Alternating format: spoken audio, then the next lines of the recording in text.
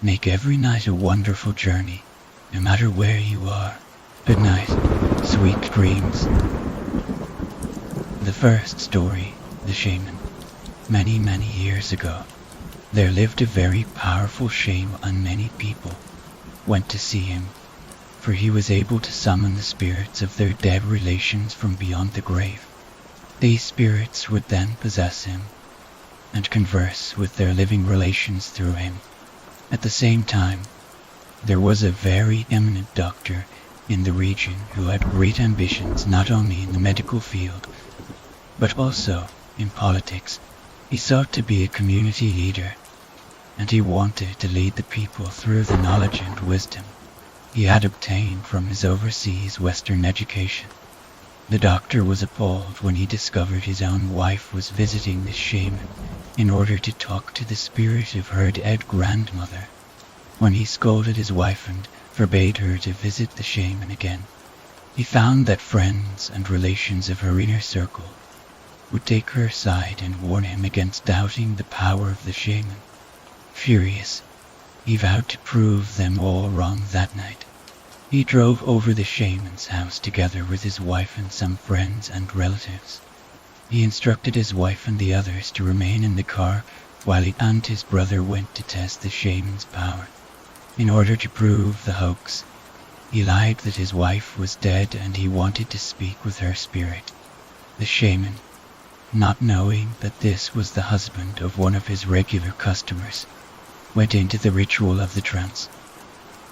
It was an elaborate ceremony, for this invoked the very guardian of the gate between the world of shadows and the land of the living. After half an hour or so, the shaman collapsed in exhaustion, having tried without success to summon the spirit. There were many others present in the house of the shaman beside the doctor and his brother. The doctor gloated over the shaman's failure and denounced him as a charlatan to the others. He said people must never believe such superstitious nonsense again. At this point, the whole room was stunned by the sudden movements of the shaman. He sat bolt upright in a rigid lotus position and began to weep in a woman's voice. The cry was so eerie, even the doctor was afraid. What was afraid? What kind of trickery is this? The doctor stammered. What have you done? Said the wailing voice. What have you done? Because of the summoning, they have brought me into the Shadowlands just for you. The doctor couldn't believe what he was hearing. It was his wife's voice, coming from the shaman's lips. Reeling in horror, the doctor rushed out to the car. Fearing the worst, he found his wife slumped in the car, dead. Those who were with her said she shrieked suddenly and died in an instant, just about the same time as he had heard the weeping voice. The second story, The Pale Face. God, I need to get this down. I need this knowledge out of my head. I'm being, what's the word to use? Haunted by a being, a horrid aberration. I can only call it pale face. I remember the first time I saw it. I was 12, taking a leak at the urinal of the hotel I was staying at with family.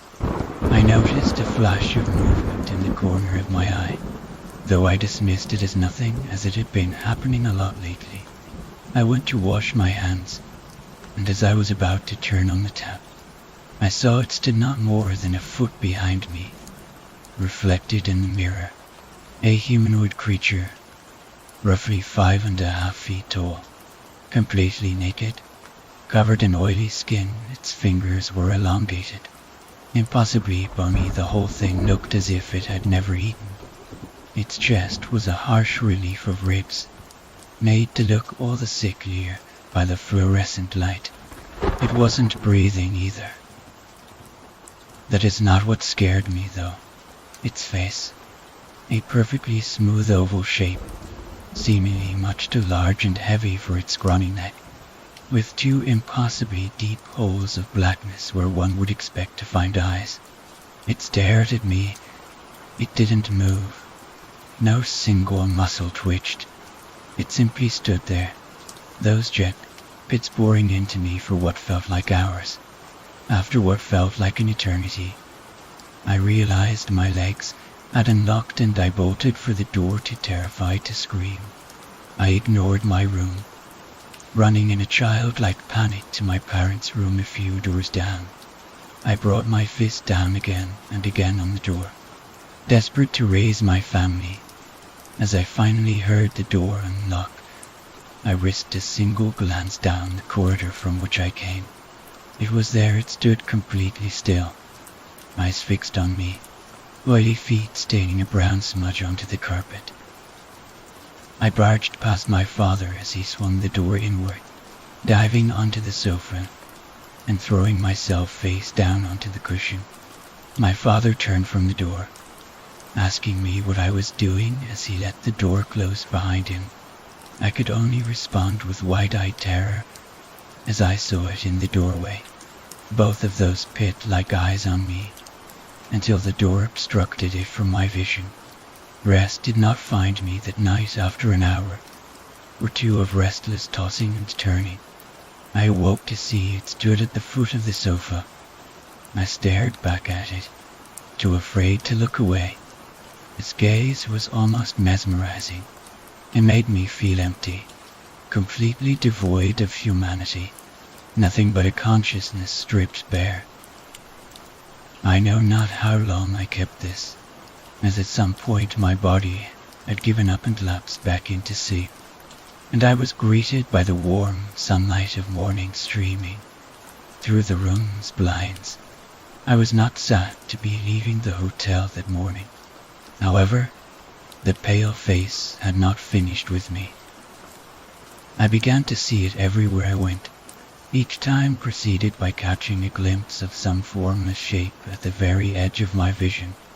I would see it curled at the end of my bed upon waking, stood in a doorway as I walked to school, stood in my locker, stood in a group of children, stood behind me as I brushed my teeth. Never once throughout these sightings did its bottomless pits leave me, emptying me, leaving me feeling less like myself with each passing day. My mental health deteriorated soon after.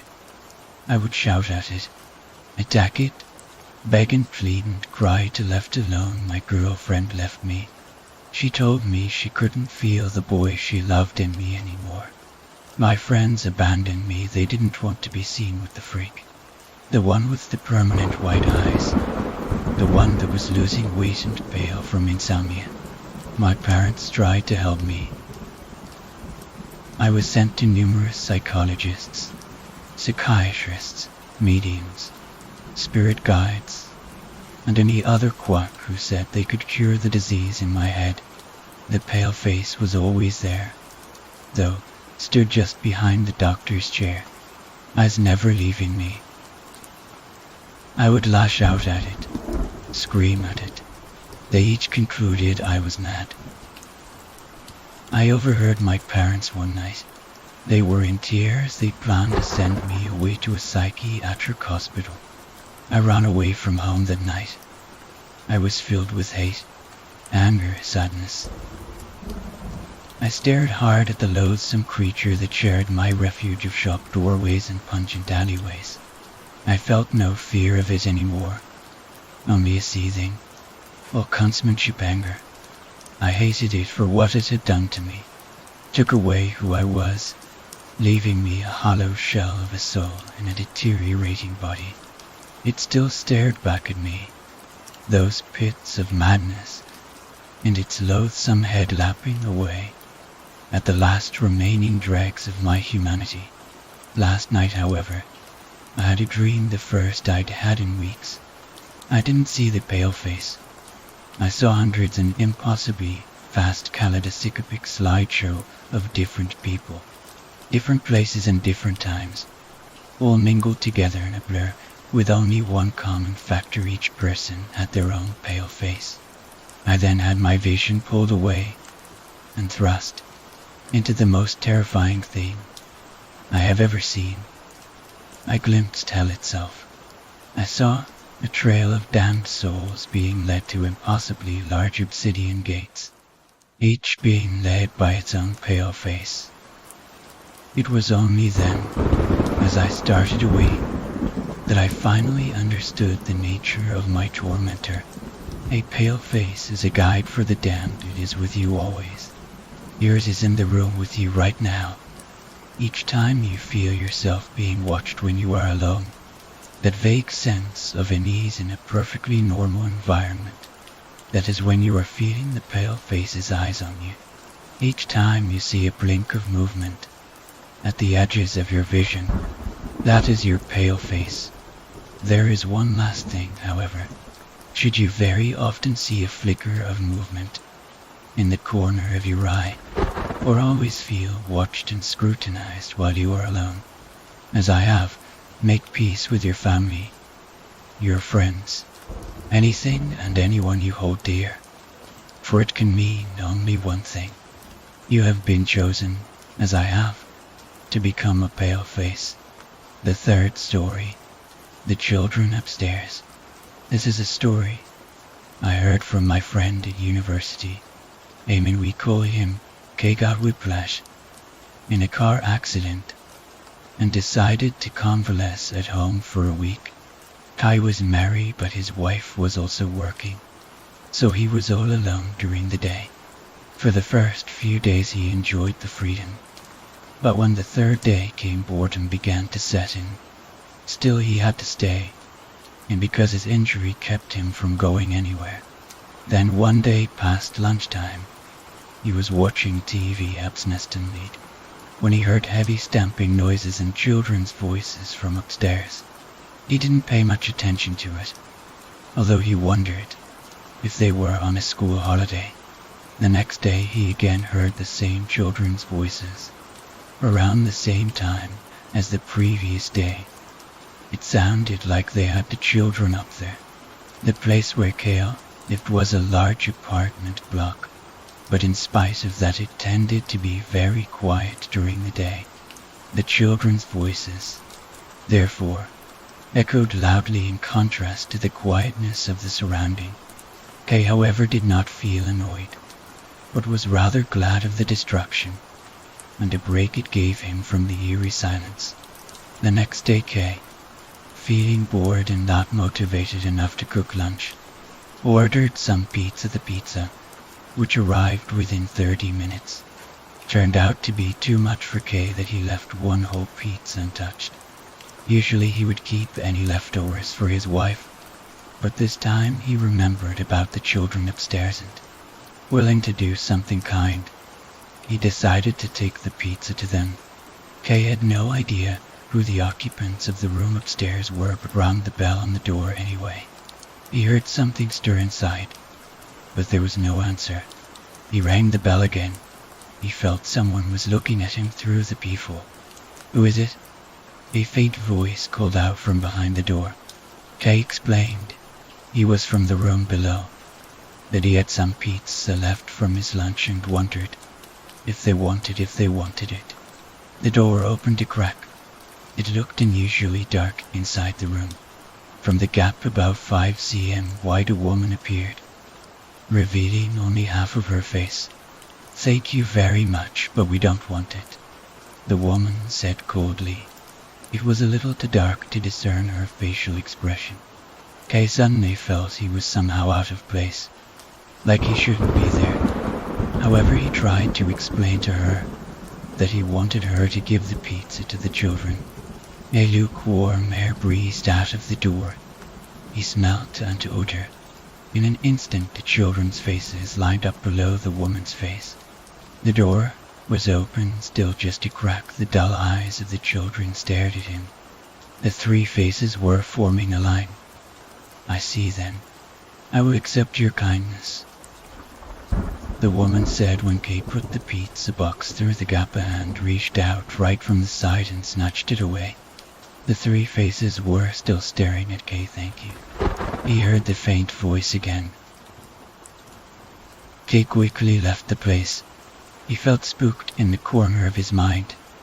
He sensed something was seriously wrong. The image of the children's faces had left a burning impression in his mind. Face she felt a chill down his spine. Faces, they were forming a line. His pace quick, and he wanted to get away as fast as he could. He waited for the lift, but it would not arrive, forming a line vertically on top of each other. He pressed the button again and again, but the lift still did not come. He turned to the emergency stairs. His head throbbed with pain. He began to feel nausea. Just as he opened the heavy door leading to the emergency stairs, he felt eyes on his back turning around. He glimpsed, about 10 meters from him, the same 3 faces looking at him from the corner of the corridor. Like before, they were showing only the half of their faces and staring at him with their dull eyes.